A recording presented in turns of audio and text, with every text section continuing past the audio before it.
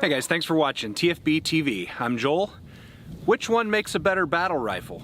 The M1A from Springfield or a Russian SKS? Alright folks, let me preface this video by being honest and saying I'm not really a fan of the M1A for a number of reasons. I'll get into those later when I give my opinions of these two guns. Now, for having said that, I'm going to go over and compare these guns in 5 different categories: weight, sights, trigger, caliber or ballistics, and customization. So let's take these in order. The weight of the M1A is 9.3 pounds, while the SKS comes in at 8.5 pounds. And you can definitely feel that 1 pound difference while shooting these guns. The heavier weight of the M1A helps to mitigate the recoil of the .308 cartridge a little bit, and you're getting a slightly heavier and longer barrel, which of course helps with those longer distance shots. We're going to cover that some more when we get into caliber and ballistics, but for now, you be the judge. As for me, I would be okay with the 1 pound of extra weight for the benefits that provides over and above the shorter SKS. Next up is the sights. The SKS has a ghost ring on the front surrounded by a standard sight post and has a standard sight notch on the rear. The M1A has a standard front sight post and a notched rear sight. I realize this category is kind of subjective, but there have been plenty of studies done on the effectiveness of ghost rings for their increased ability to gain a faster sight picture. You might actually notice in the video, the clips where I'm shooting the SKS, I'm generally able to shoot faster. This is because the human eye efficiently finds the center of circles quicker than it finds flat edges of an open sight. It's just science, guys. On this category, I personally like the ghost ring sight on the SKS better than the open sight post on the M1A. Now on to trigger. Let's be honest, neither one is that great. Both are fairly long and heavy. The M1A trigger weight came in at just right around 6 pounds, while the SKS pull weighed almost 9 pounds. We're talking about battle rifles here, not precision rifles. So this category is almost irrelevant, but neither trigger stands out to me as being better.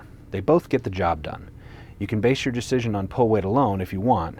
I'm going to remain neutral on this one. Alright guys, now that I'm back from the range, I did want to talk briefly about ballistics. The M1A is chambered in .308, the SKS is in 7.62 by 39 obviously. And just for information, I was using the 123 grain bullet in the SKS, and I was using a 168 grain match grade in the .308.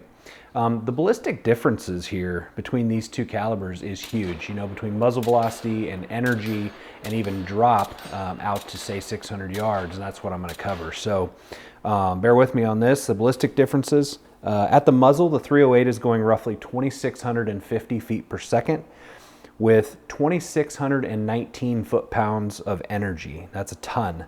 The SKS is going 2,365 feet per second and has 1,527 foot-pounds of energy. At 100 yards now, the .308 is going 2,464 feet per second and has 2,264 foot-pounds of energy. Still a ton, right? And the SKS at 100 is going 2,056 feet per second with 1,155 foot-pounds of energy. So you can see a much greater drop in the ballistics of the SKS already at just 100 yards in comparison to the .308. But now let's stretch it out to 300 yards.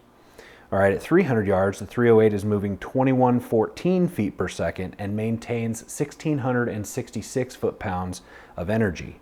The SKS, on the other hand, at 300 yards is moving now 1,517 feet per second and has just 628 foot-pounds of energy.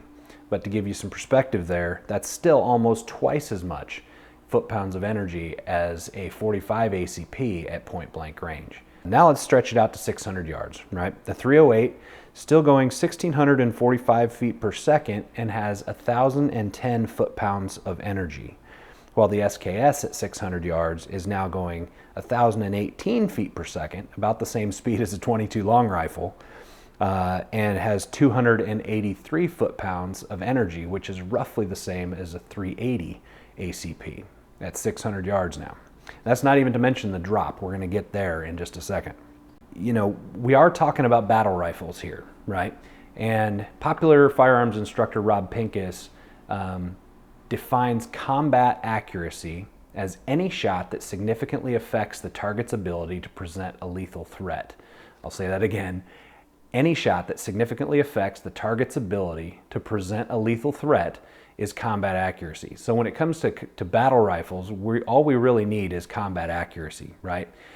Any shot. So with that being said, any shot that strikes a human being from, say, the head down to roughly the middle of the thighs is likely to take a guy out of the fight. If not permanently, then at least for a short time, and that's a win. If he's out of the fight, he's out of the fight.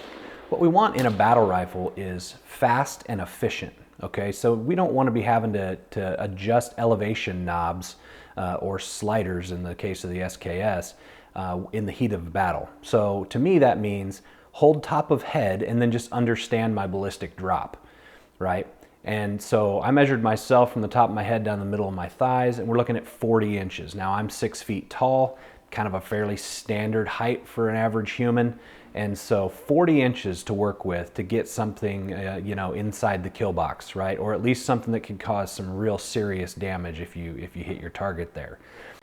308 drops 40 inches somewhere around 450 yards, while the 7.62 has 40 inches of drop somewhere around 350 yards.